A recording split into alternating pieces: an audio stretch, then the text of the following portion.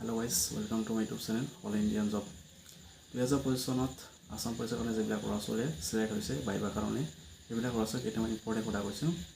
এইবিলাক ল'ৰা-ছোৱালী মানে তোমালোকে ডিসিপ্লিনে তাতে যাবা, ডিসিপ্লিনে থাকিবা, ডিসিপ্লিন তোমালোকে মেইনটেইন কৰিবা, নহ'লে তোমাৰ ৰিজেক্ট কৰি দিয়া হ'ব।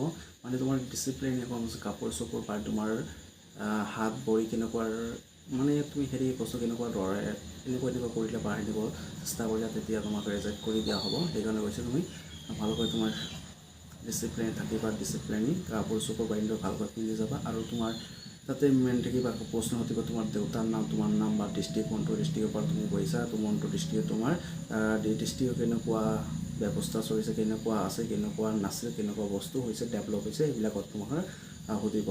আৰু তুমি বহি নাখাবা, মানে তোমাৰ প্ৰথম বা দ্বিতীয় এনেকুৱা দিব দিছা, সেইকাৰণে বহি নাখাবা বেছি।